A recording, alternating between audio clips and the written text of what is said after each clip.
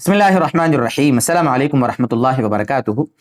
رمضان کا بابرکت مہینہ چل رہا ہے، الحمدللہ اس کی برکتوں سے بہت سارے لوگ فائدہ اٹھا رہے ہیں۔ اللہ جن کو توفیق دے رہا ہے، روزے بھی رکھ رہے ہیں، تراویح بھی پڑھ رہے ہیں، تلاوت قرآن بھی کر رہے ہیں، زکوٰۃ بھی ادا کر رہے ہیں، غریبوں کے ساتھ ہمدردی بھی کر رہے ہیں، ذکر بھی کر رہے ہیں، وغیرہ وغیرہ۔ اللہ تعالی ہمیں بھی اس کی توفیق دے، خوب خوب توفیق دے۔ اب یہاں دیکھیے، رمضان کی سب سے بڑی عبادت جو ہے وہ روزہ ہے۔ آپ جانتے ہیں روزہ فرض ہے نارمل حالات میں، مرد عورت پر، بالغ مرد عورت پر، یہ مسئلہ تو معلوم ہے آپ کو، اور روزے الحمدللہ ہم رکھ بھی رہے ہیں۔ لیکن کچھ ایسے لوگ ہیں، کچھ معذورین، کچھ ایسے مجبور لوگ، کچھ ایسے جن کو روزہ نہ رکھنے کی اجازت ہے۔ اس میں کچھ تو وہ ہیں کہ جن کے لیے روزہ رکھنا جائز ہی نہیں ہے، وہ روزہ رکھ ہی نہیں سکتے، کہ رکھیں گے تو گناہ ملے گا۔ اور کچھ وہ ہیں کہ جن کے لیے روزہ رکھ لینا بہتر ہے، لیکن ان کے لیے نہ رکھنے کی گنجائش ہے، اجازت ہے۔ یعنی حالات دیکھتے ہوئے اس وقت فیصلہ کیا جائے گا کہ اس کی سچویشن دیکھ کر کہ بھئی تیرے لیے روزے کا کیا حکم ہے۔ یہاں پر میں 7 ایسے لوگوں کو آج بیان کر رہا ہوں، 7 ایسی چیزیں نوٹ کی ہیں، 7 ایسے لوگ ہیں، 7 ایسے مرد عورت سب ملا کر کہ جن کے لیے روزہ معاف ہے، وہ روزہ نہیں رکھیں گے تو چلے گا۔ تو انشاءاللہ میں سمجھاتا ہوں، کوشش کرتا ہوں۔ اس کے سوا اگر کچھ آپ کے ذہن میں ہو تو آپ کمنٹ کرنا، انشاءاللہ میں جواب دوں گا اگر وہ اہم ہوگا اور ضروری ہوگا تو۔ ان میں سب سے پہلا ہے مسافر۔ مسافر کے لیے شریعت میں روزہ نہ رکھنے کی اجازت ہے۔ مسافر کے لیے، مسافر مطلب کیا؟ اس کے 2 چیزیں اس میں سمجھو مسافر میں۔ پہلی چیز تو وہ سفر شروع کر رہا ہے، تو سفر روزہ شروع کرنے سے پہلے سفر میں چلا جاوے، اس کو کہتے ہیں مسافر۔ جیسے مثلا تھوڑی دیر کے لیے سمجھیں کہ 5 بجے سحری کا وقت ختم ہو رہا ہے، مثال دے رہا ہوں میں آپ کو، ہر زمانے کا اور ہر علاقے کے حساب سے الگ الگ وقت ہو سکتا ہے۔ مثلا 5 بجے سحری کا وقت ختم ہو رہا ہے، وہ آدمی 4:45 بجے 4:30 بجے ہی سفر میں نکل گیا، تو دیکھو روزہ اس کا اسٹارٹ کہاں ہو رہا ہے؟ سفر میں ہو رہا ہے۔ تو روزے کی شروعات، روزے کا وقت سفر میں شروع ہو، اس کو کہتے ہیں مسافر۔ ایک آدمی سفر میں کہیں چلا گیا اپنے گھر سے، اور وہ وہاں گیا اور اس کے بعد پھر رات میں سویا، اور دوسرے دن پھر کیا ہوا؟ جب روزے کا وقت شروع ہوا تو دیکھو وہ مسافر ہے۔ تو کہنے کا مطلب یہ کہ روزہ اسٹارٹ ہو اس وقت وہ آدمی سفر میں ہو، اس کو کہتے ہیں مسافر۔ اور سفر بھی کتنا؟ سفر شرعی۔ سفر شرعی راجح قول کے مطابق آج کل جو علماء فتوے دیتے ہیں وہ یہ ہے 77 کلومیٹر دوری پر گیا ہوا اپنے وطن سے، اپنے گاؤں سے، اپنے گھر سے 77 کلومیٹر، تو اس کو مسافر کہتے ہیں۔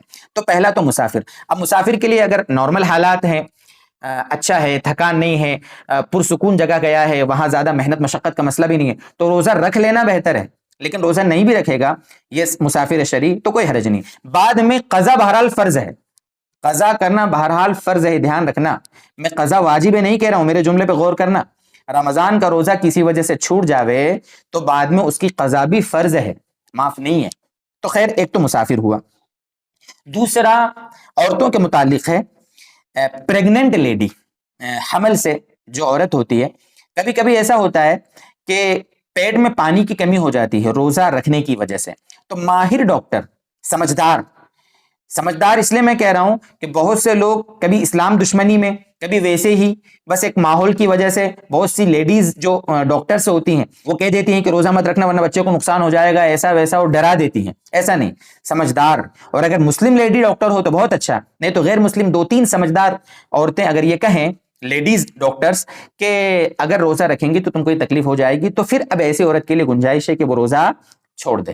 لیکن بعد میں بہرحال قضا کرنا، جب بچہ پیدا ہو جاوے، بچہ دودھ پینا چھوڑ دے، آگے اس کا بھی مسئلہ بتا رہا ہوں، اور جب طاقت آ جاوے تب وہ اپنے ان رمضان پہ چھوٹے ہوئے روزوں کی قضا کرے گی، فرض ہے، یہ ضروری ہے۔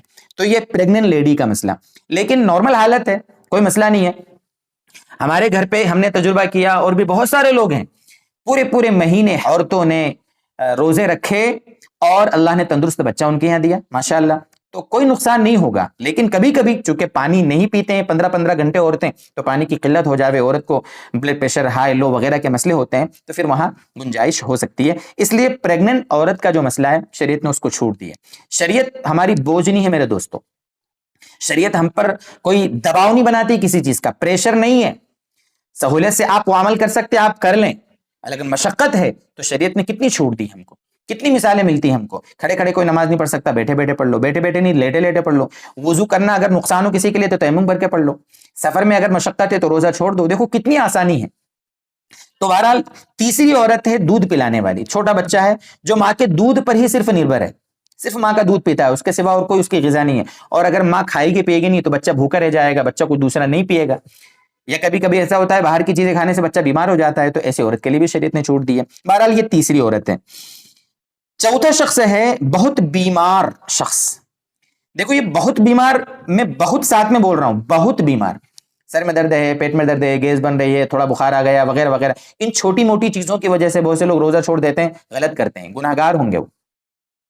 بہت بیمار سے مراد ایسا بیمار کہ روزہ رکھنے پر اس کی بیماری یا تو بڑھ جائے گی، دیر میں ٹھیک ہوگی، یا اس کو زیادہ مشقت ہو جائے گی، بے ہوش ہو جائے گا، پریشانی بڑھ جائے گی، دشواری زیادہ ہو جائے گی، تو ایسی صورت میں اس کے لیے اجازت ہے کہ ٹھیک ہے ابھی روزہ مت رکھو، بعد میں روزے کی قضا کر لینا، جتنے دن بیمار ہے اتنے دن روزہ چھوڑ دے، بعد میں قضا کر لیں۔ چھوٹی موٹی بیماریوں میں نہ چھوڑے میرے دوستو روزے کو، بہت بڑی عبادت ہے، بہت بڑی عبادت ہے، اس کو میں الفاظ میں بیان نہیں کر سکتا کہ روزے رکھنے کی کتنی برکتیں ہیں۔